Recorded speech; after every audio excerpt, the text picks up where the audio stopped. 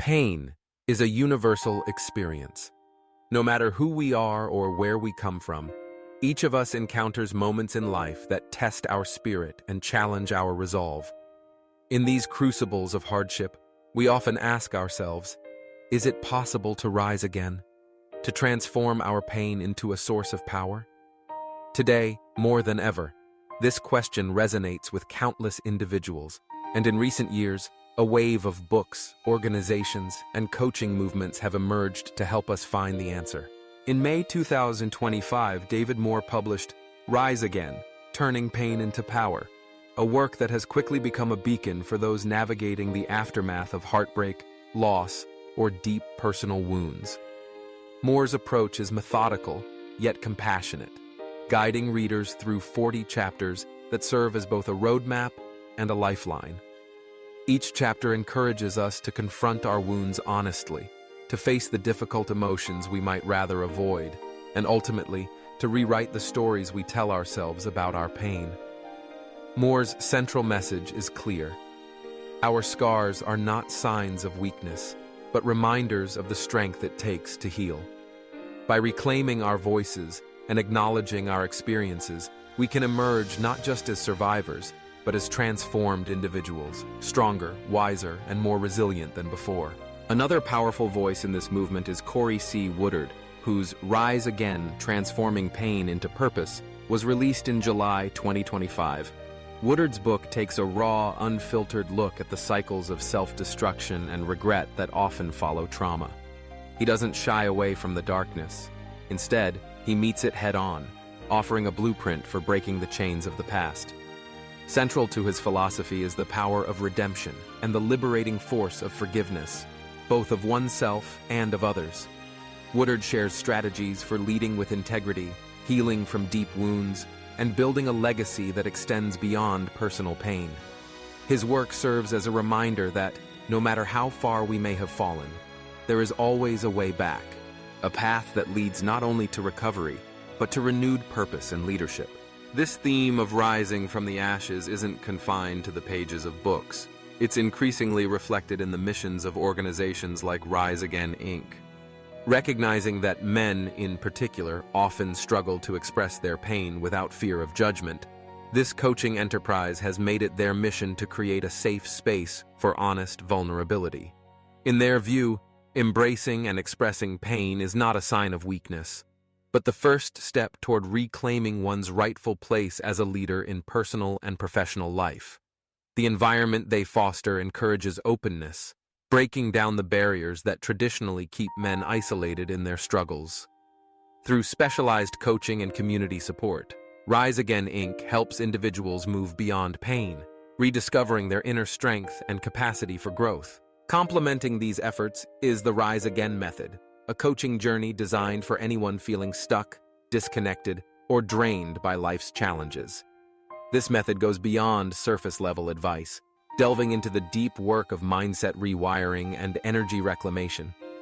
Participants are guided through transformative experiences that help them reconnect with their true purpose, reignite lost passions, and develop resilience to face the future. The emphasis is on sustainable change, empowering individuals not only to rise in the moment, but to keep rising again and again, no matter what life brings. What unites these diverse voices and initiatives is the recognition that pain, while inevitable, does not have to define us.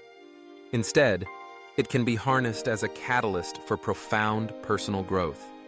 The process begins with acceptance, acknowledging our hurt, our losses, and our fears without judgment or shame.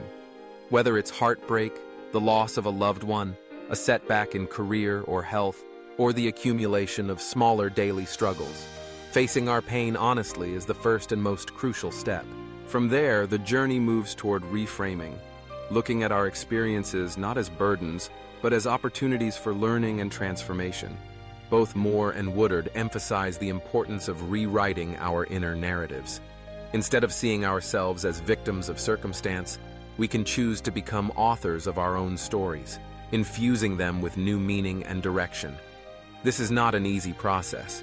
It requires patience, self-compassion, and often the willingness to ask for help.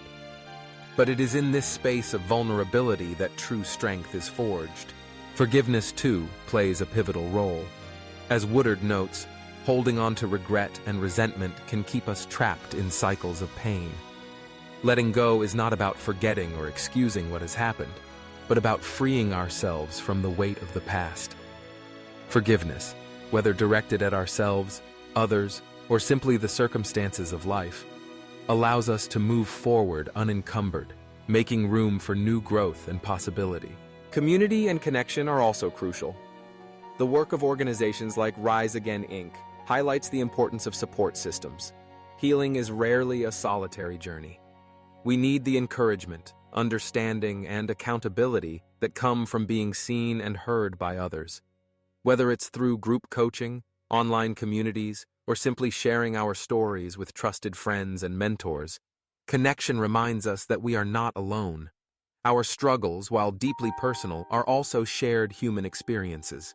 As we engage in these processes, acceptance, reframing, forgiveness, and connection, we begin to notice shifts, both subtle and profound. Our pain, once an overwhelming force, becomes something we can hold, examine, and ultimately transform. We start to recognize the ways in which our struggles have shaped us, teaching us empathy, tenacity, and wisdom.